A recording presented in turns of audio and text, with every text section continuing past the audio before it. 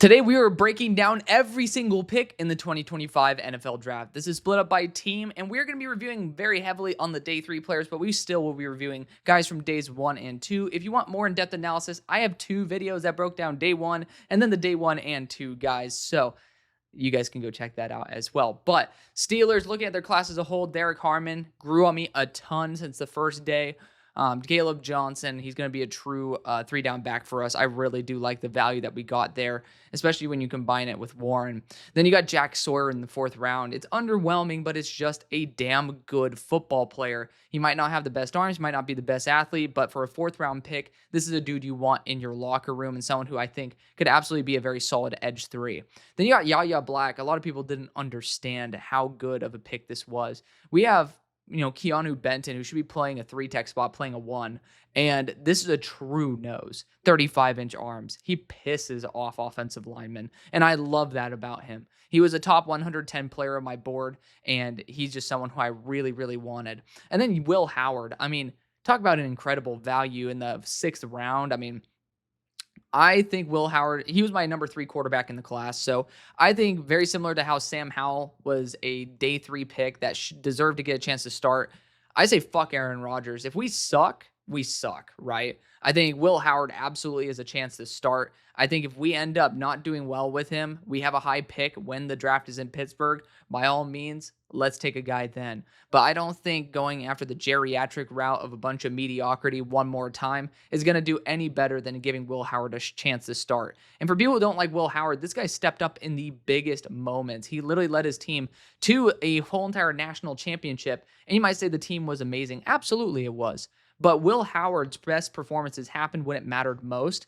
That's an NFL translatable trait that I think that people don't give him enough credit for. Carson Bruner's a really solid special teamer. His dad, if I'm not mistaken, is on our staff. So, it'll be good to see how he ends up working in with the special teams. Then Dante Kent, I don't really know enough about him to give you guys honest analysis. I'll be completely honest. He ended up slipping through the radar, and I studied well over 50 corners. So we'll see if that ends up coming to fruition. Last time we ended up taking a swing late on, it ended up being someone who's still on our team from Purdue. So I do like that. Our draft ended up really panning out. I was worried about our quarterback situation, having to go with the geriatric route. Now we have flexibility and we have a potential future. Worst case scenario, Will Howard is going to be a cheap backup for the next 3 years. That's a good place to be. Let's talk about the Baltimore Ravens. They did a really solid job. Started with Malachi Starks, Eric DeCosta doing his thing. Mike Green, still the same thing. Incredible value between the two of those. Still off the field questions for Mike Green. We'll see how that ends up coming to fruition. Emory Jones was a little bit of a reach because he's not going to be taking really any reps unless he's starting at guard, and they announced him as a tackle. Teddy Buchanan's a really solid athlete as a coverage linebacker. That's a very solid pick to have as your worst pick, right? Carson Vincent, super long arms, very good developmental tackle for the next 2 to 3 years. Bilal Cohn, flexible defensive back out of Western Kentucky. Big fan. Actually, it's Western Michigan. I apologize. That graphic's going to be wrong there. Western Michigan. Then you got Tyler Loop, the kicker out of Arizona. I'm not a big fan of special teams. I don't know enough about it. People said Tyler Loop was good. LeJonte Western is one of my favorite players in the entire draft. He was a top 60 player for me. I loved him. He was undersized. That's why he fell here. I understand why, but you guys get a damn good player. Aeneas Peebles, punchy, undersized defensive interior. That is excellent. I think he's fantastic. He was a top 100 player. Robert Longerbeam had some awesome moments there for Rutgers. I think that's a great pick at 212. And then Garrett Dellinger, you get some chemistry there with Emory Jones. He's just a good depth guy who I could see being on the practice squad. Overall, fantastic draft. We've got Cincinnati Bengals. Underwhelming draft, bottom line. It's not Tyrese night. It's Demetrius night. I caught myself there after I posted the video. Thank you guys so much for those of you who actually pointed out and weren't assholes about it. I mean, again, I'm typing this up by hand. There's going to be a mistake here and there. There's over 250 picks, right? Just like Western Kentucky, it's Western Michigan. Like, things happen, all right? And I appreciate it. If you guys were on stream, you guys know that I ended up actually dislocating my pinky today pretty horribly. I literally snapped it back into place, but I'm trying my best to at least get this out to you guys as soon as possible. So I appreciate the support that you guys give to me right there. But if you see this randomly bandaged up, I was throwing a football and my pinky got bent completely backwards. I had to snap it back into place. It was a whole ordeal, but I still wanted to make sure that I got content out for you guys today. We did over 7.5 hours of streaming. Thank you guys again for joining, but I digress. Cincinnati, Shamar Stewart, it fits exactly what you guys look for in the edge rushing core. High ceiling, high floor, in my opinion, based on the athleticism and run defense. Demetrius Knight, high floor, bit older, underwhelming, but it is what it is. Dylan Fairchild, solid guard, but just a reach. I think he was an elite backup guard. He was the guy who I was saying is the Trevor Keegan in this class. Trevor Keegan was drafted in round 3. I wouldn't be a huge fan of it. I thought he was going to be a day 3 pick. Barrett Carter in the 4th round was a little bit early for me. He was somebody who I had a little bit more in that mid day 3 territory. It wasn't a bad thing. It's just that early. I thought there were a lot of players that had a little bit more talent like Chris Paul, but I mean, again, Barrett Carter has a lot of experience. Jalen Rivers at 153. He's a guard with 39-inch arm, or 39, that'd be nuts. 35-inch arms, and he definitely has some potential, but that's a backup guard that you're going to try to develop. And then Taj Brooks is just not much tread left on the tires, but a very fun back. Very, very fun. Overall, I don't get very moved by this. I don't think it gets you much closer to a championship. I think this offseason has kind of been a bust for y'all. Just got to put that out there. I'm really hoping that it's not, but I really don't like the moves that y'all have made. Cleveland Browns are next, and I mean, altogether, I've grown a lot on like the Mason Graham trade back, but you look at this draft in its entirety, like you get extra first round pick next year, and that's going to be you can't really talk about the extra second round pick because that's included in this, right? Mason Graham, with Jim Schwartz, I really like that. Carson Schwezinger, shout out to Oaks Christian, baby. Went to the same high school, so got to show some love there. Quinshon Judkins, really solid running back. Love him to death. Good 3-down back. Paired up with Dylan Sampson as well. I love that running back duo that you have going forward. Jerome Ford, funnily enough, is also going to be good in that rotation. Harold Fannin, I love him to death. I think that's still my favorite pick that y'all did because I'm not going to discount the Shadur Sanders thing. I mean, we'll see what happens. It looked like it was an ownership decision rather than a coaching decision. I'm not a huge fan of the fact that y'all pretty much didn't have any more picks after that, but you also got Dylan Gabriel in there. I was not a fan of Dylan Gabriel's selection because it almost felt like it was in spite of Shadur Sanders, but you guys ended up getting a good quarterback room. We'll see what happens with it. You guys have heard enough of the big 3-letter to 4-letter brands talking their ear off, or talking your ear off about it. You don't need to hear it from me. Bottom line, it's a solid draft. Doesn't fully move the needle. I think there are still areas of weakness, and we'll see if this ends up playing out positively or negatively in your favor. Let's go and talk about the Bears next. Started out very interestingly by super weaponing up. You get Colson Level and Luther Burden. So you fixed your weapons for the long haul. Then you got Ozzie Trapilo. I love Ozzie Trapilo. He's a top 20 player on my board. Someone who I had a lot of faith in. He's going to be a right/left tackle. He ended up taking both reps at the Senior Bowl. Shamar Turner was a big reach for me. He's a punchy defensive interior. Excited to see how he can do, but he was down in like the 150 range for me.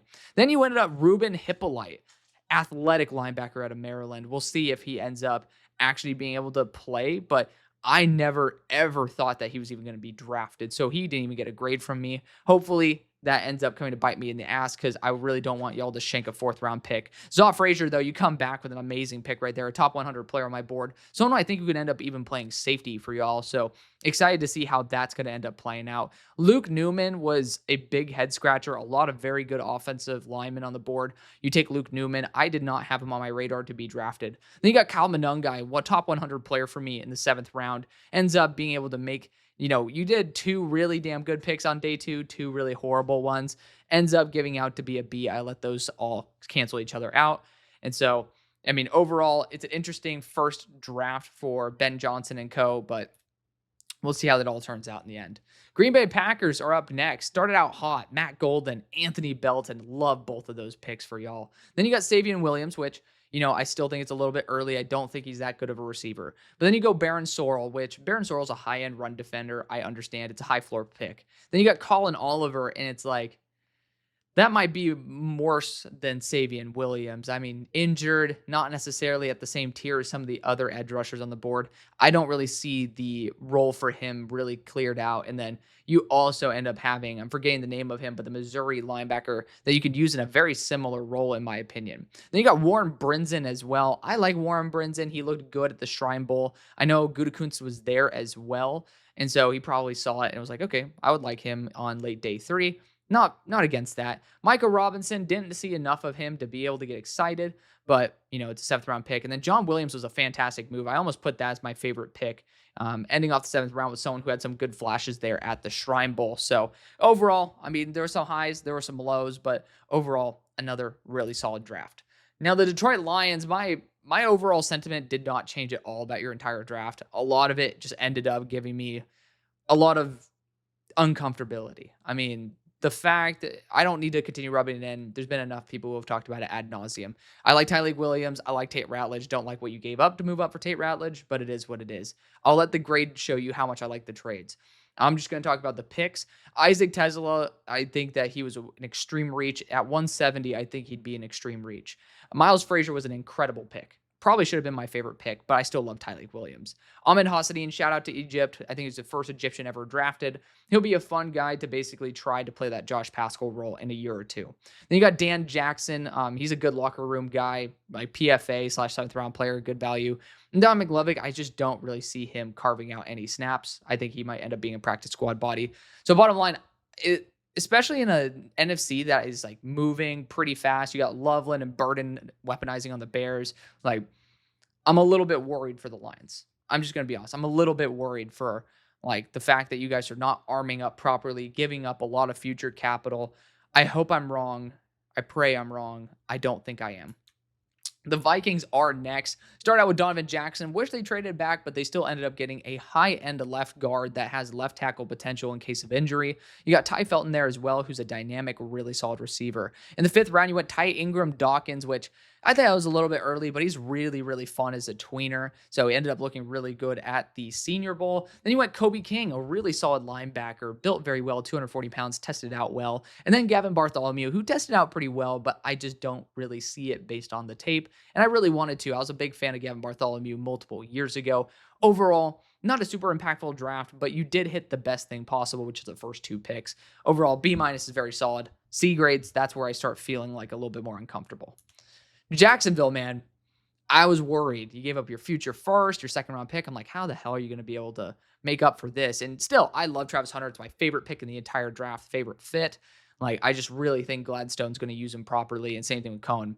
Then you went Caleb Ransaw, who I love. Great pick, because you're talking about him as a safety too. Incredible. Wyatt Milam, a quality guard. Then you went Bashal Tootin. I'm like, all right, it's a bit early. Not a huge fan of that. He's a home run hitter, and he has a lot of fumbling issue, but that's okay. Tank Bigsby, Bashal Tootin, I'm perfectly fine. Testing out that duo for the long run. Then you got Jack Kaiser, and Jack Kaiser is one of my favorite players in the draft. He was a top 40 player on my board and really good in coverage. He's going to work out really well here. Then Jalen McLeod, it was a little bit early. It's not bad at all. He's a solid tweener, edge, linebacker hybrid. I just don't know where the role is going to really open up for him and how effective he's going to be. Rawan Lane's a solid defensive back to add as well. He was really good for Navy. Jonah Monheim is going to be a really solid, flexible interior offensive line piece. He's played every position on the offensive line for USC. He'll probably end up being a practice squad body, but he'll be really good for calling up in case of injury. And then LaQuint Allen, like the icing on top. He's my 2nd favorite pick that y'all did. LaQuint Allen was a top 120 player on my board. He just rock solid. He's a great receiving back. He's a great blocker. You pair that up with Bashal Tootin, you don't even need Tank Bigsby, in my opinion. Overall, masterfully executed. You ended up getting those extra 3rd round picks in the future as well. Even though you don't have a first, you still have a lot of good draft capital. The Colts. Start out with Tyler Warren, the best pick possible. JT Tuimalau. I mean, did I do JTT? That's so funny. JT Tuimalau. You guys get the gist. I ended up calling him JTT. So JT Tuimalau, he's built to be a Lou defensive end. I love it. Justin Wally was a massive reach. He's a fun player, but it's like, all right, that's a little bit of reach. Jalen Travis is fun. He has near 35-inch arms, if not over 35-inch arms. He ended up taking reps at both left and right tackle at the Senior Bowl, so it's exciting to see him be able to develop into potentially a Braden Smith successor. DJ Gins was a fantastic value. I mean, he's a beast. Like, home run hitter. He's explosive. I didn't like him very much, but I ended up rewatching his tape and ended up started seeing what everybody else saw, and I'm a big believer in him. Great value there. Riley Leonard fits exactly what this team's looking for, which is a cheap backup that is pretty much Daniel Jones. Saves you pretty much $14 million a year after this year. Then we have Tim Smith at 190. He's a pretty solid player. He's popped up multiple times. He's a good contributor as a bottom of the roster guy. Then you got Hunter Roller as well. He's a fun safety to have near the line of scrimmage. He's going to be someone who I assume will be on practice squad and be a really good body to, deal with for blockers and such in practice. So he's a fun player, good hitter. Just don't know if he's going to really materialize into much. Houston Texans, man, you've done a really, really solid job. You got Jaden Higgins, Ariante Ursary, Jalen Noel, Jalen Smith on the first day. I mean, the best day 2 out of any team in the entire NFL. You ended up trading a 6 and the next year 3 for a 4 and a 7. And that 4 turned into Woody Marks. I did not think that was remotely worth it. I hated that move. And I like Woody Marks. I hated the move. But I digress. You have a lot of picks. It's okay. So, you know what? You can end up having a whiff or two if you're hitting home runs nearly every pick. Then you had Jalen Reed, excellent value. He was like a round 5 guy for me. You get him in the 6th round. Graham Mertz is a solid backup quarterback. When healthy, this guy really showed some precision and some processing ability. I really want to see him continue to grow.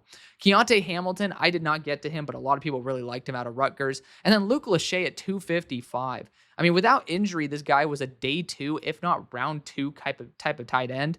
Like, excellent value. So overall, even though you whiffed on the Woody Marks trade based on the value, I still love exactly what you guys ended up coming out of this draft with. Excellent job. The Tennessee Titans are next. Cam Ward. I mean, love it, right? Leader of your franchise. Then you get Femi Oladejo. I mean, high-end run defending edge rusher off the bat with pass rushing upside. Kevin Winston, young, high ceiling, baller safety. Then you got Chim DK. I mean, you can't not like Chim. Chim's a great guy. And you guys are saying, why are you saying Chim Ray? He ended up actually telling me in person to call him Chim. That's what I'm going to call him. Okay. Chim DK. So he's a really fun player, tested out very well. I thought he was getting very underrated, and then he ended up going here in the 4th round. I thought it was a little bit high for him, but I still think this is a really good fit with the upside of Cam Ward's arm. Gunnar Helm, I mean, I'm just hoping that the combine performance was a big one-off because of his ankle swelling up, but I thought this was a solid range for him. It's an okay pick. Then you got Elik Maynor, I think is how you're supposed to pronounce it. I mean, in the same division as Travis Hunter, that's just like cherry on top. Excellent, excellent pick. Probably should have been my favorite pick, but who gives a crap? You guys had a lot of picks that I loved, including Jackson Slater growing to be that guard as of next year. I mean, fantastic value. Marcus Harris, really good depth at defensive back. And then Kalel Mullings, he's a former linebacker at running back. He's a fun player. So overall, really, really, really good draft. I'm very happy with how you guys ended up executing and pretty much getting everything that I think you really needed to focus on all at once. Speaking of a team that had a really uncomfortable second day for me, that ended up rebounding like a motherfucker. Good job, New Orleans. All right. Kelvin Banks, solid way to start out. Then you went Tyler Shuck, and I'm like, ooh, man. I still think waiting and getting Will Howard would have been a way better move, and you could have gotten a big impact player there, but I digress. You know, he's going to be someone who steps in right away. He still was my QB5. I understand that there's a chance that he can end up being really good. Vernon Broughton was a reach for me as well. Not a fan of that. But then you add in Jonas Sanker, who I'm a huge fan of. He was right there about like 83 for me. So at 93, impeccable value, and you can never have too many DBs. Then in the 4th round, I'm like, man, you guys are at the C point right now. I'm like, you guys got to bounce back. You get my favorite linebacker in the class, my linebacker 3 and Danny Stutzman. He might have been my linebacker 2 if I'm not mistaken. Who gives a crap? He's the one I really, really liked, a top 50 player on my board. Really good value there. Then you went Quincy Riley, who won Defensive Back of the Week in Mobile for the Senior Bowl, and someone who I had as a top 64 player. Actually, he might have been number 65. Who cares? Really, really good pickup right there. Good ball skills, good IQ, leadership, physicality. Then in the 6th round, who cares about athleticism when you have consistency in production? Devin Neal's fantastic. I love seeing him in person. I saw him versus Baylor. He was awesome. That was coming off a 200-yard game. He ended up actually having a pretty mediocre one versus Baylor. It was good to see him at a normal, like probably more NFL translatable game perform at still a very solid level. Then Maliki Matavao, I mean, I was worried that this guy might be like a 4th round pick. Excellent value in the 7th. He actually has some power after the catch as well.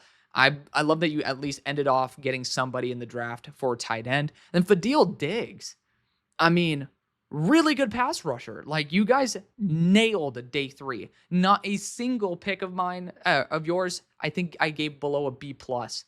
Excellent execution when you really needed to pull it out of the bag. Super happy you did that because it pulled it from being a C or C-, if not the D range, all the way up to a B-, which is impeccable. We'll just see if the roles materialize for these day 3 players. Tampa Bay, I could have given you guys a higher grade. Player-wise, you just tell me the players' names. This is an A draft, but I just don't know about the application of these players. Emeka Egbuka, I'm excited to see where he ends up playing, but I do think it's a little bit of an overlap with the style of Chris Godwin. Ben Morrison, big fan of it. Hope he stays healthy. Love that phone call, but touch the heart, right? And then you got Jacob Parrish, where he's going to be playing in the nickel. You're kicking Tyke Smith to the safety spot. I'm not a huge fan of kicking players who I think are successful to new positions. That's why I'm a little bit uneasy about that, but I still had Jacob Parrish very, very high. David Walker, really solid player, but I think his role kind of overlaps with Elijah Roberts. That's the problem for me, is that David Walker and Elijah Roberts should have a very similar role as a pretty much Logan Hall kind of player. I don't really think that of course, Elijah maybe shouldn't be starting. Maybe David shouldn't be either. But then that makes me feel even worse about it, right? I don't really feel like it propels you forward as much as I wanted it to. And then you went Tez Johnson, a big fan of that pick. I mean, he may be undersized, but that's just good value there. It wasn't a lot of players. I don't know how much it boosts your team, but they are all good players. So if you want to take solace in that, do it. I feel like a tight end would have been more valuable sometime, like a lighter edge rusher for sure. I mean, Braden Swinson was available at some of these spots, Quay Robinson as well. I think there was just better players that could have suited the vision for your future a little bit better than what you ended up doing. But good players nonetheless. Then you got the Falcons, man. I mean, talk about a kick-ass draft. You might have given up a first-round pick, but who gives a crap when you end up acing it, which I never thought I'd ever say of Fontenot, man. I mean, I wanted this dude's head on a pike kind of stuff because he just did a horrible job last year. And it shows maybe people learn. And you got Jalen Walker, who high character guy, who's a really solid edge rusher and a really solid linebacker. You just need consistency, and I think that's going to be it for you guys. Then you got James Pierce. Yeah, you gave up a lot, but you turned that pick into Xavier Watts as well. So you got James Pierce and Xavier Watts essentially for at the cost of not having your first round next year, which are all amazing impact players. I'm not a super high guy on Watts. He was my safety 10, but this is an elite spot for him to go to. I think it is excellent, and I'm way higher on him in Atlanta than I am when I don't know the team. Billy Bowman, he's still a damn good player. He's going to be playing nickel for you guys. We'll see, because he has super short arms, whether that's actually someone who should be getting reps, but he is a high character guy who's like very high motor. I'm excited to see him there. Then Jack Nelson, you just randomly throw a top end tackle there in the 7th round. I mean, he was someone who I had in the top 150. Really good tackle.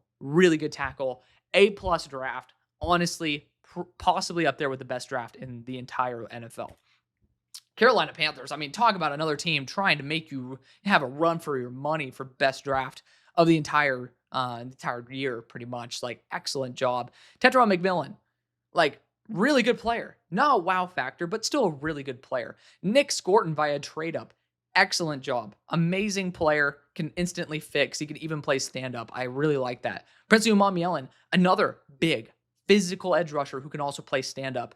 You guys are setting a tone here, and I really love that. Then you went Trevor Etienne. You're getting some juice for your backfield, unfortunately. Sometimes you got to call what it is. It is.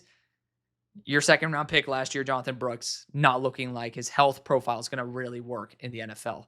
So you're doing what you can. You got great value on a player who's, like, as he got healthier, got even more effective for Georgia. Lathan Ransom, very experienced. If he can stay healthy, he's going to be a really good pickup for a needy safety core. Cam Jackson, that's just a lot of beef. I'm not a big Cam Jackson guy, but it's a lot of beef. And you know what? At 140, not bad to have beef depth. And then you got Mitchell Evans, a solid tight end, probably going to be a tight end 3. Then you have Jimmy Horn Jr. I mean, that should have been my favorite pick, but I do think Nick Scorton just giving you some comfort at edge. I don't care. You can put both of them. Jimmy Horn Jr. is a top 50 player on my board. I thought of him as good as Matt Golden. Like, this guy is fantastic, and I love McMillan, Horn. Like, you also add in Liggett. You also add in Coker. Amazing execution. You guys have set yourself up way better than I thought you actually could have. Well done. New England Patriots, man. Will Campbell off the bat. He's grown on me so much. I will fight and die for Drake May. I'm won over. All right. I went from a C+. I'm now to a B plus on it. I just love having someone like that on my offensive line. I might even be going to the A range. Then you got Trey Henderson. You pair up perfectly with Ramondre Stevenson. Really good yin and yang. Kyle Williams, one of my favorite receivers in the entire draft.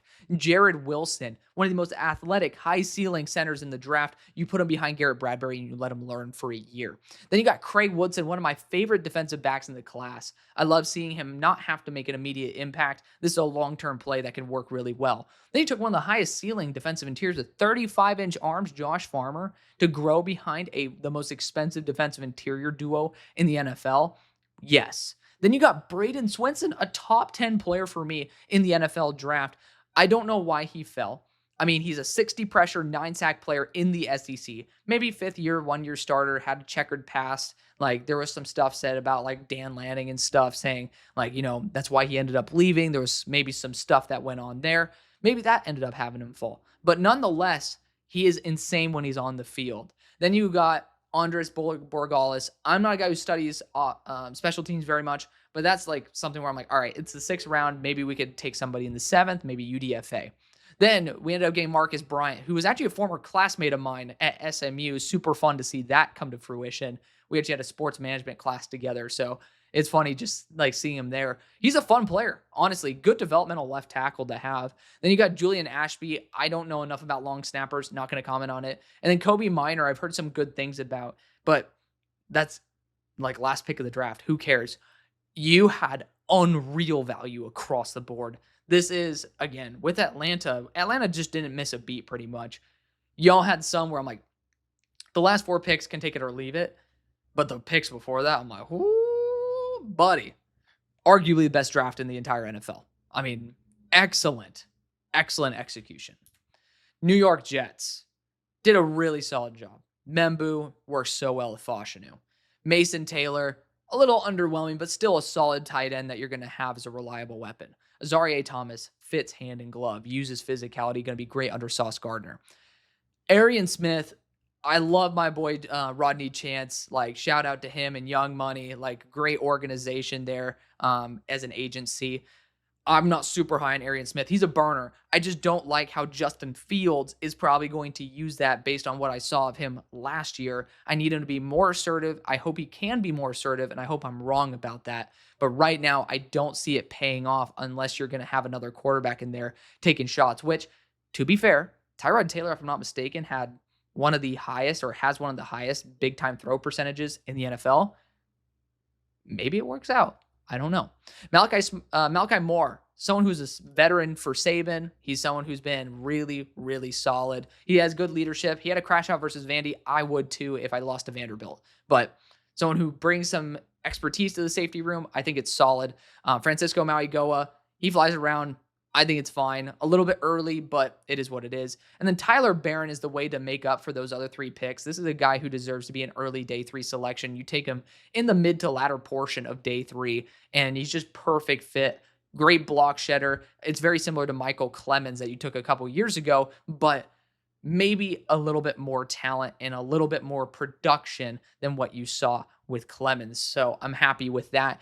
Maybe this is a B plus, maybe it's a B, but at the end of the day, you guys executed at very pivotal moments, and that's a good spot to be.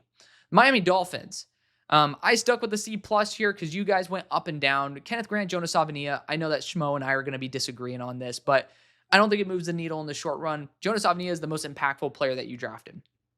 You spent a 3rd round pick to get up there. So pick on its own, cool. Like, I'd then give this draft a B minus, but you gave up a 3rd to get there. That's what brings it back down for me because you didn't have a pick until the 5th round, and you drafted 3 defensive interiors.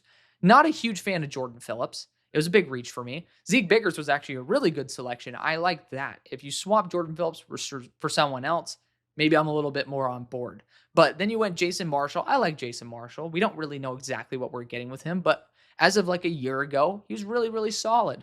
And he had some flashes to him. Dante Trader has some potential there, but pretty early given the safeties that are still on the board. Ollie Gordon, you're kind of just betting on getting an old Ollie Gordon. The current Ollie Gordon's kind of UDFA. Then you got Quinn Ewers. I love that. I mean, you took a shot on it. I mean, when I saw that you guys have Zach Wilson, I don't know why you wouldn't take Quinn Ewers because that's the same archetype. It's less than $6 million a year. It's down to sub $1 million a year.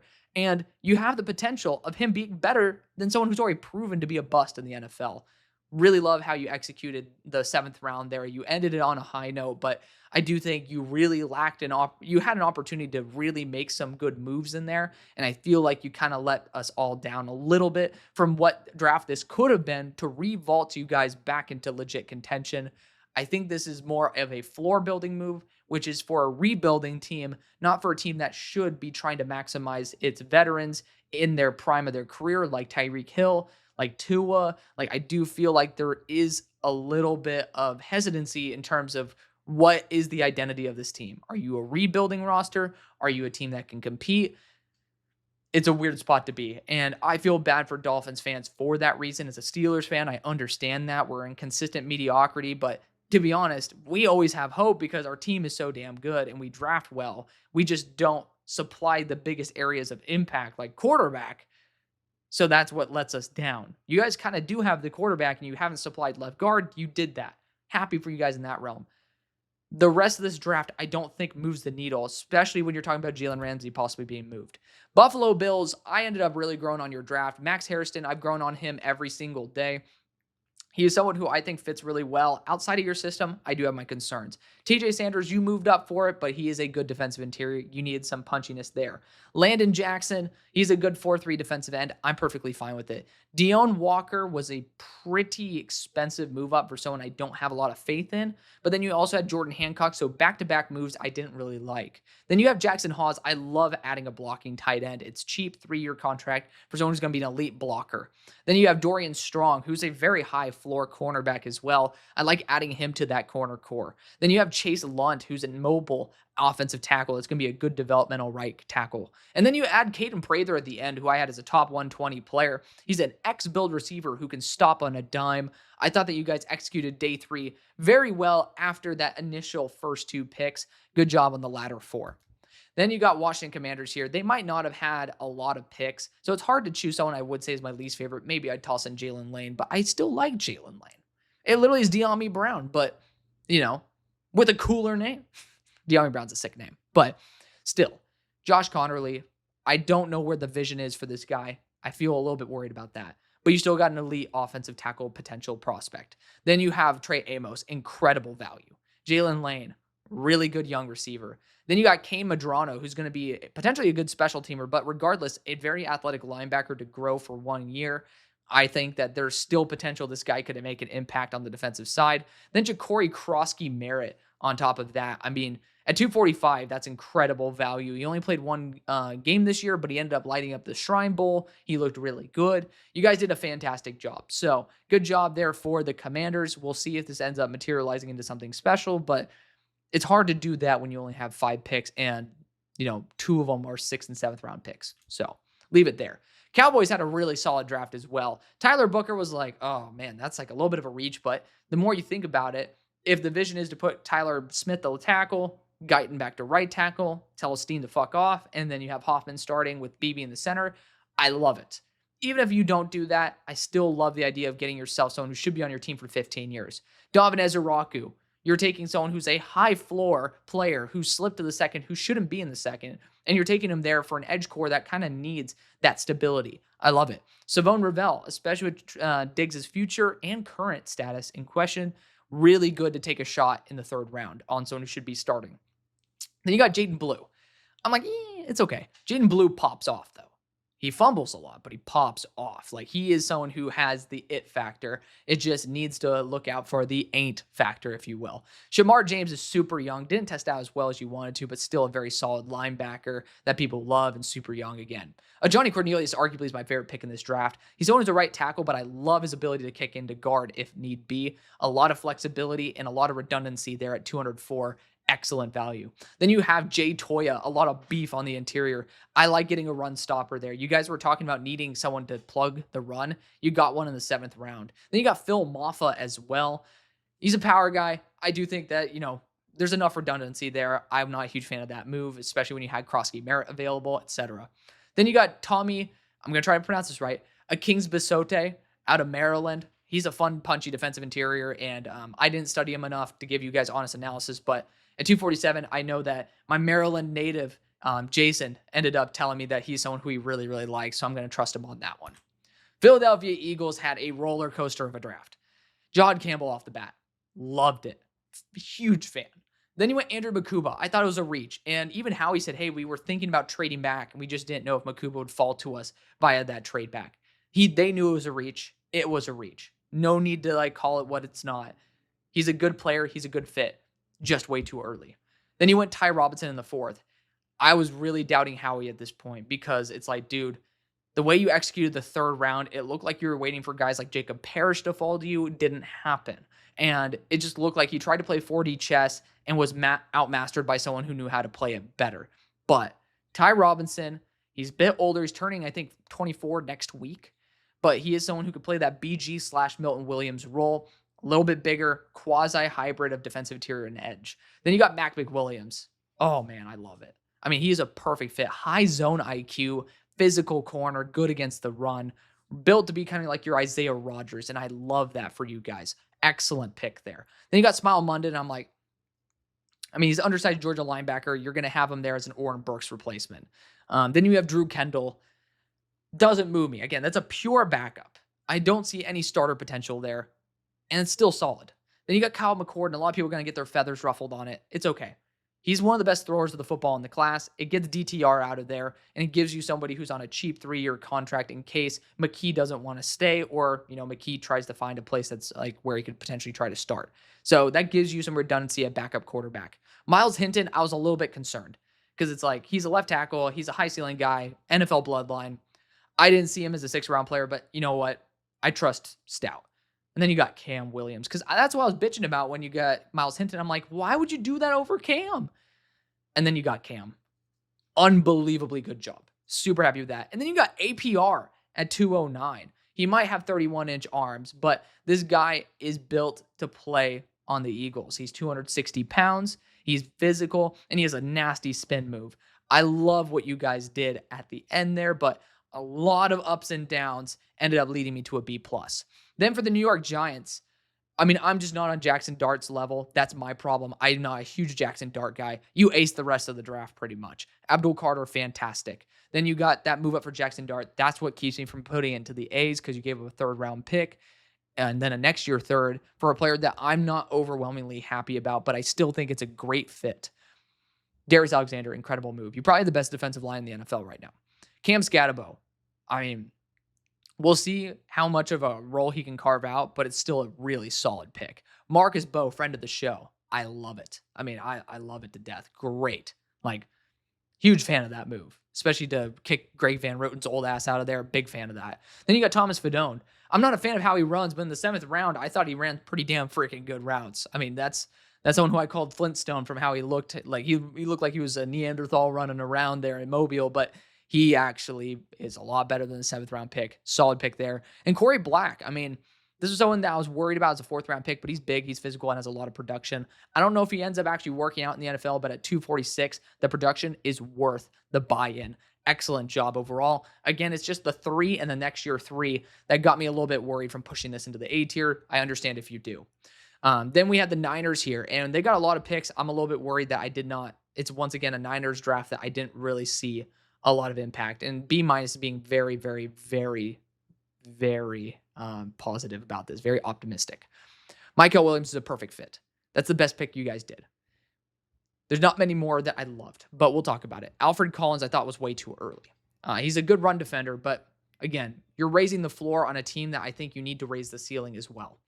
And I just didn't see that. Nick Martin, undersized, fun player, but that's a 5th-round player for me. I don't understand why you take him at 75 of all things. Pooh Paul went in the 6th round, for Christ's sakes. You can't tell me that Nick Martin is worth 100 spots more than Pooh Paul. Then we got Upton Stout. I love Upton Stout. Great player. And, fan of him. He's someone who could play in the slot or on the boundary. I know you guys ended up clarifying it, but one of Lenore or Upton Stout is going to have to kick to the boundary, and there's some size concerns there. Then you got CJ West, one of my favorite people I've ever interviewed here in Dallas at the Shrine Bowl. He's a good player. He's a good person. I'm happy that he ended up going to you guys. But again, nothing that really moves your franchise towards competition again. Then we talk about Jordan Watkins, and that was a reach. I really like Jordan Watkins. He's a deep threat, but I don't think he adds very much to your offense. Jordan James is an excellent pick. He is someone who's a high floor back with really good vision, did not test out too well, but at 147, I'm all on board for it. Then you have Marcus Siegel here. He's a high ceiling defensive back. I mean, we'll see where he ends up going, but he tested out quite well. Don't really think that's the impact player that, I wanted to be for y'all. So then you got Curtis Rourke there, a really good backup, almost like one of the picks that I really, really like. Connor Colby always underwhelmed me, but in the 7th round, he has multi-position versatility. I'm fine with it. And then Junior Burgeon, I never studied, so I'm not going to be able to give you context on it. Maybe he's an elite special teamer, but feel free to fill me in on the gap right there. This honestly should have been a C+, but I'm just being very optimistic about some of the players like Nick Martin, who I really like. It's just, again, a bit early for some of these guys. Seattle Seahawks, man, you guys had a great draft. I mean, big fan of what you guys did. Gray Zabel off the bat, fantastic value because he is a perfect fit for Kubiak, and he was a top 10 player for me.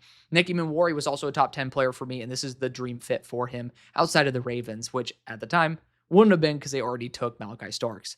Then you got Elijah Arroyo, a little bit of a reach, but a really fun vertical threat. When you pair him up with Robbie Oots, even though I think that was a big reach on someone who had no production as like a blocking tight end, I still love the fact that you got lightning and thunder there. Oots is a really good blocking tight end. We'll talk about him in a second.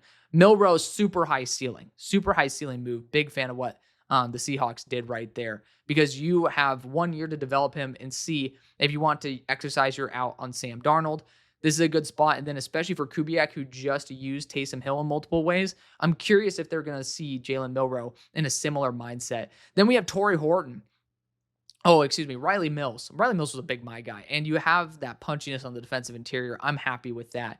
Torrey Horton as well. Season-ending injury, which is why he fell there, but he's great after the catch. The phrase I used with him were ankles fear this man. He's elite after the catch and tested a lot better than, honestly, I thought he played in terms of speed. Then, of course, talking about Robbie Oots. Again, it's just a little bit early for someone with no production, but he's a solid blocking tight end.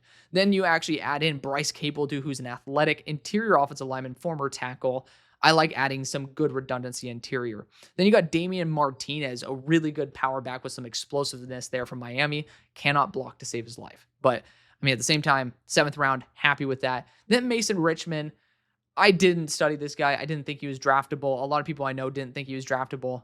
It's a late 7th round pick. You're drafting offensive lineman. I'm not going to complain too much. And then you got Ricky White. That cancels out everything I had issues with on your draft, because Ricky White is worth probably a 4th round pick. He's an elite special teamer, multiple punt blocks. But on top of that, he's like miniature version of Marvin Harrison. He tested out poorly at the combine, but tested a lot better at his pro day. Don't know what's up with that. But at the end of the day, this player was electric for UNLV. I'm excited for him to join your squad. That is an excellent, excellent draft. Shout out to Lamar Campbell, one of your guys' scouts that I ended up being able to meet in Mobile. Really good guy. Then the Los Angeles Rams. It's not Jake Ferguson, my dumbass. Again, after I stream for that long, again, I appreciate y'all who give me a little bit of a leash. I appreciate you for that. We're all humans. We all make mistakes. I try my best. I'm a one-man show, but I'm not going to make a bunch of bullshit excuses. I'm just saying why it happened. I think of Ferguson, and then it's like, okay, I put in Jake in there instead of double checking. That's on me. But Terrence Ferguson, thank you again for correcting me. He's a high floor tight end. That was a little bit early, but still a solid player. Josiah Stewart, I really like the fact that he can set the edge. Similar build, a little bit shorter arms, though, than Byron Young. I think that you guys actually have yourselves a really good duo there at that side of the line of scrimmage. Then you got Jarquez Hunter. Did not like, I think it was a move up as well. Not a fan of that. I did not have Jarquez Hunter remotely this high, especially in this running back class where you can get LaQuint Allen in the 7th. Did not think that was worth it. Ty Hamilton's super fun, very explosive player on the defensive interior at Ohio State. I think it'll work very well with the guys that you already have on your squad. Then Chris Paul, you potentially got your starting number 1 linebacker at 172.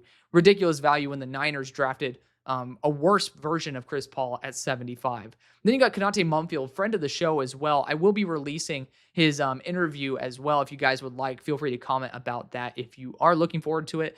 Really good kid. He's fun. He's just a little bit undersized. I'm surprised he got drafted, but I'm very happy he did.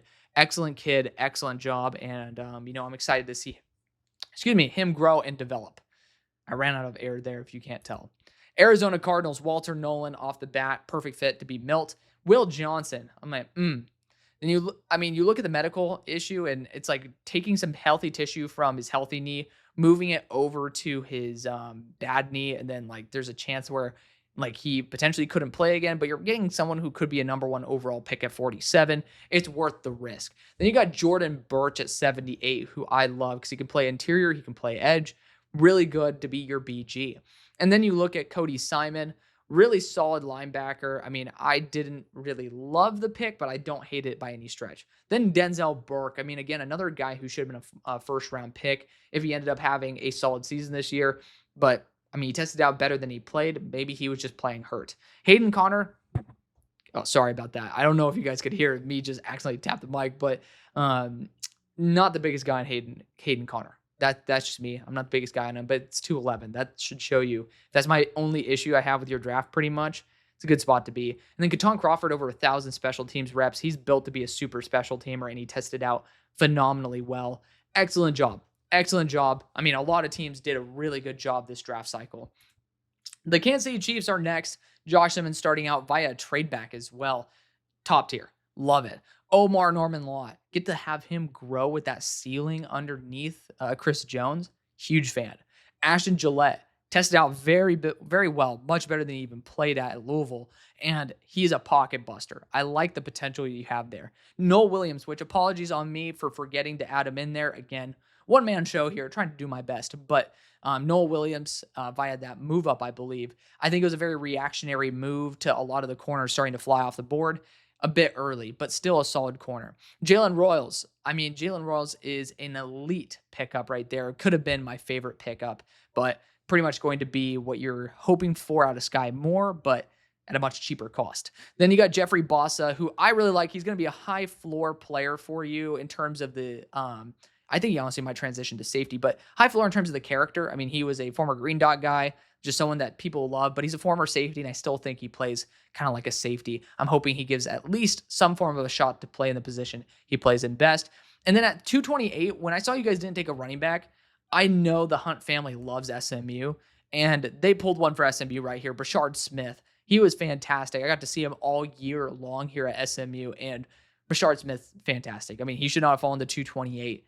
Excellent job. I mean, overall, the Gillette, Williams, Bossa picks were not A grade, but the rest of them were really, really solid, and that boosts you guys up over that B+ tier. The Chargers had a solid draft. Start out with Amari and Hampton, sticking and picking. You don't even have to do anything to get your top end back for the next decade. Trey Harris, if he stays healthy, he's going to be an absolute stud. The question is, will he? Then you got Jamari Caldwell, some beef but explosiveness on the interior. Great replacement for Poona Ford. Kyle Kennard, what a steal in the fourth. I mean, this guy is a bona fide second-round pick if he continued being a little more consistent. I know he had some injuries that made him a little bit up and down, but ends up being in the fourth round. Great value there. Keandre Lambert-Smith, also shout out to Young Money right there. And Rodney, it's another one of their guys. Big fan of that. I mean, he's just a solid receiver. He's been solid since Penn State. Aronde Gadsden, it goes at 165, and he's a fun tight end. I'm curious how you guys will use him, but I mean, maybe he'll just be kind of the slot version of how Colston Loveland was used back at Michigan. Then you got Branson Taylor. I'm going to be honest. I did not think Branson Taylor was worth this pick. Not based off of pure analysis. Just nobody seemed to be thinking this guy was draftable. And in the 6th round especially, I'm a little bit worried about that. But that still shows how good the draft is. RJ Mickens was really good value there at 214. A very solid safety. And then Traquise Bridges, former Oregon defensive back. Really solid special teamer with some upside at defensive back. We'll see if that comes to fruition, but I mean, overall, B is a very solid draft. Then we got the Vegas Raiders here, starting out with Ashton Jeanty, Jack Besh, Darian Porter, the best 3 picks in the best first 3 picks out of any team.